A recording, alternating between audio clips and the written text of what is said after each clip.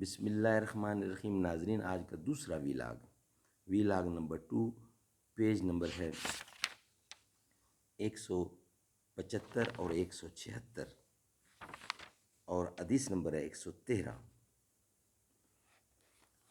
قال اللہ تعالی وما آتاکم الرسول فخذوہ وما نہاکم عنہ فانتہوا، جو تم کو رسول دیں وہ لے لو اور جس سے منع کریں اس سے رک جاؤ۔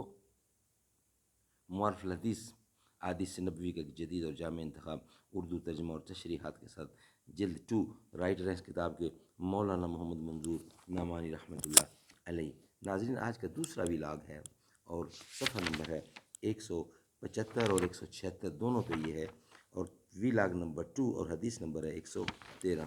جو کام مجھے کرنے ہیں کرنے نہیں دیتے، حالات مجھے غم سے نکلنے نہیں دیتے، سچ ہے کہ وہی لوگ میرے دشمن جاں ہیں، جو لوگ مجھے جان سے گزرنے نہیں دیتے۔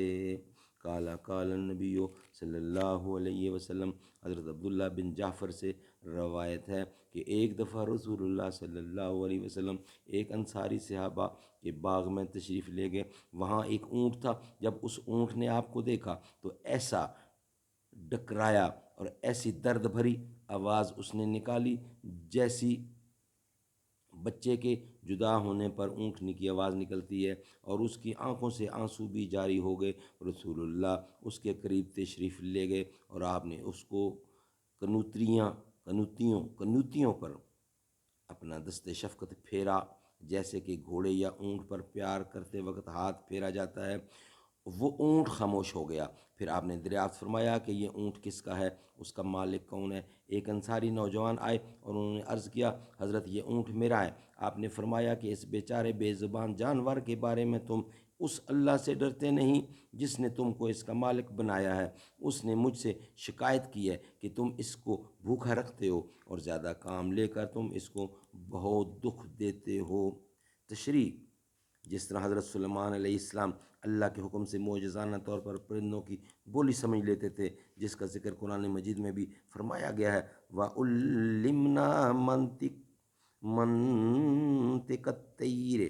اسی طرح رسول اللہ بھی جانوروں کی بات چیت معجزانہ طور پر سمجھ لیتے تھے۔ اس حدیث میں اونٹ کی شکایت کو سمجھنے کا اور اس سے بحد والی حدیث میں ایک چڑیا کی شکایت کو سمجھنے کا جو ذکر ہے، بظاہر وہ اسی قبیل سے ہے اور گویا حضور کا ایک معجزہ ہے۔ حدیث کی خاص تعلیم یہ ہے کہ جس کے پاس کوئی جانور ہو، اس کی ذمہ داری ہے کہ وہ اس کے کھلانے پلانے سے غافل نہ ہو اور اس پر کام کا بوجھ بھی اس کی قوت سے زیادہ نہ ڈالے۔ دنیائے انسداد بے رحمی کی ذمہ داری کو اب کچھ سمجھنا ہے، لیکن رسول اللہ نے اب سے قریباً 1400 برس پہلے دنیا کو یہ سکھلایا تھا۔ اللہ تعالیٰ سمجھ بوجھ دے اور سمجھنے کی توفیق عطا فرمائے۔ یہ ناظرین آج کا تھا دوسرا ویلاگ۔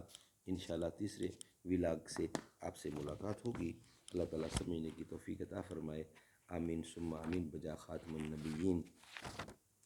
کم ظرف ہیں وہ جام چھلکتے ہیں، کم ظرف ہیں وہ جام چھلک جاتے ہیں، جن سے ہم اپنا بھرا دل بھی جھلکنے نہیں دیتے۔ تحسین میری ان کو دعائیں لگیں لاکھوں، جو خود کو کسی دل سے اترنے نہیں دیتے۔ جو کام مجھے کرنے ہیں کرنے نہیں دیتے، حالات مجھے غم سے نکلنے نہیں دیتے، سچ ہے کہ وہی لوگ میرے دشمن جاں ہیں، جو لوگ مجھے جاں سے گزرنے نہیں دیتے۔ اللہ تعالیٰ سمجھ بوجھ دے۔ انشاءاللہ نیکسٹ حدیث کے ساتھ آپ سے ملاقات ہوگی۔ السلام علیکم۔